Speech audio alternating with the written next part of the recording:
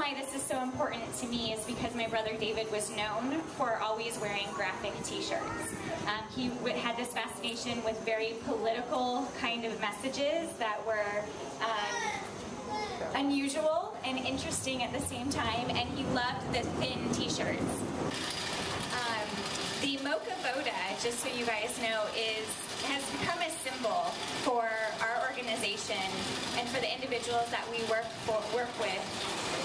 It's a symbol for multiple possibilities. What often happens with individuals that we work with is that they start to think there's either one way or another to do something, and if we can't do it that way, then we don't know what to do. But what ends up happening is if we can recognize that there are multiple possibilities, that there's always more options, that things can work out. And that was really important in my life, and I think it would have made a difference for my brother if he had understood that there were always multiple possibilities. When David was little, he had an imaginary friend. The friend was never really around, but he always heard my younger sister, his older sister, talk about going over to friends' houses. And David didn't really have much of that opportunity when he was really little. And so he would start talking about his friend NG and how he was hanging out with NG. And we later learned that the name NG came from that song, Bingo. B-I-N-G-O, that all the kids would sing, and that's how he named this imaginary friend. And his imaginary friend traveled the world in a Mocha Voda, which was a thing he made up that happened to be a flying motorhome, half airplane. And an interesting story that I actually learned after David passed was my dad used to travel around the world for a period, week, 2 weeks at a time, and he'd go to different countries and be in different states. And David was little, and he had a hard time understanding that. And his mom told me that it just so happened NG would travel in his Mocha Voda to wherever my dad had gone. And he would say things like, oh, NG was in Japan, and oh, but he's okay, don't worry. And turns out this was kind of how he was understanding my dad being gone. So the Mocha Voda is extremely powerful for us and our family, and I hope it becomes a symbol for many other individuals on the spectrum for the way that we're understanding things, for thinking about things in a new way, and for rethinking the autism spectrum disorder. I'm going to pass the microphone over to Ren Madison, who works with us. Ren writes on our Asperger's Awareness blog, and that blog started with donations in memory of my brother David. So it's an extremely important blog and resource site, and we're so grateful to have Ren as part of our team. He's been with us for 2 years now, and Ren, you've really grown with us, and it's been so exciting to see. So I'm going to hand the microphone over to Ren so he can say a few words.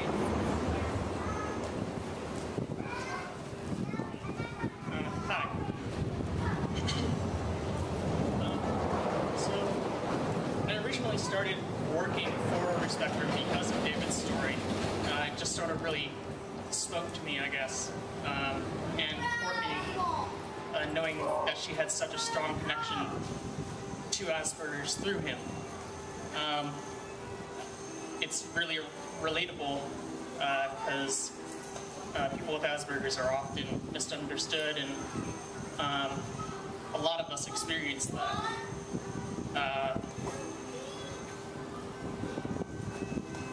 So it really gives me passion, knowing that this entire organization is sort of backed by his story, and it gives me something to sort of believe in every day.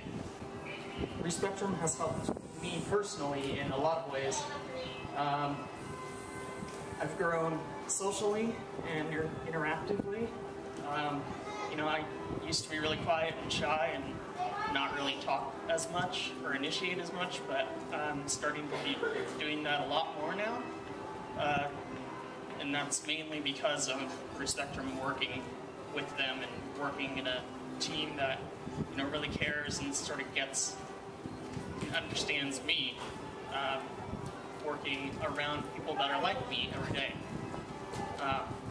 And you know, we have a really great team, and we really are passionate about what we believe. I just want to explain that Belmont Park is one of the few places that David could really enjoy. Whenever he came out to visit me, it was extremely hard to find something to keep him busy, and we spent many times here. The first time I brought him here, he was about 9 years old, and he had been talking about going on this roller coaster for an entire week, incessantly. And so we finally came, and he was just tall enough to get on the roller coaster, but he was extremely skinny. And this roller coaster doesn't really adjust to your weight so much, so every time we went up, I thought he was going to fly out. It was the most terrifying ride of my life, holding on to him, and I remember him shaking as we got off, saying, "I don't think I like roller coasters." So that was our first time here, and the last time I ever spent time with him, we were here. We rode our bikes actually on the sand because it was low tide. We rode our beach cruisers out. And then we spent hours in the laser maze, and that kid, who was extremely clumsy and definitely not coordinated by any means, was amazing at that laser maze. So you'll probably find me in there today because it's definitely something that reminds me of him. And it was, you know, it's the last time that I remember having fun with David, so I hope that you all can join us today in a really fun family day, and then look forward to it next year. Thank you guys so much for coming out. I thank my family. It always makes a huge difference to have you guys come out. Because I know we miss David. Yeah, sorry. It just means a lot to me that you're here.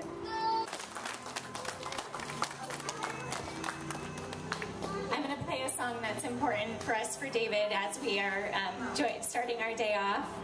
So I'll just ask to take a minute of silence. This song always reminds me of David. He shared it with me that last time that we were together. It was the first time I heard it.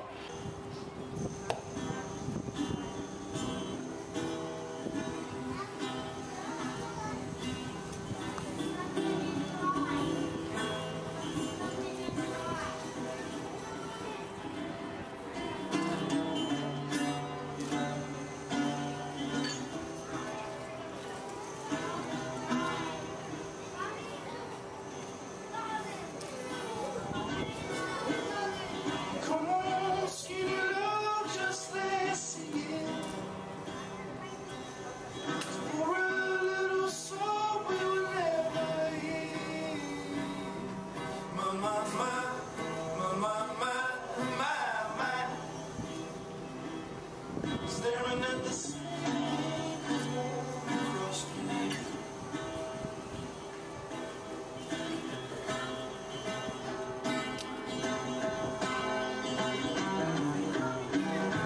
Some of the loves will wreck it all. Cut out all the ropes and let me fall.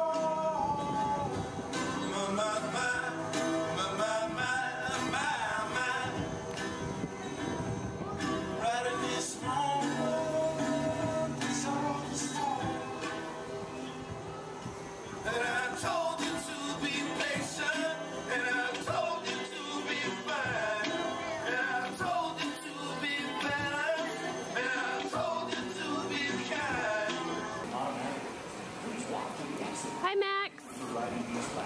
Enjoy your day here at Belmont Park.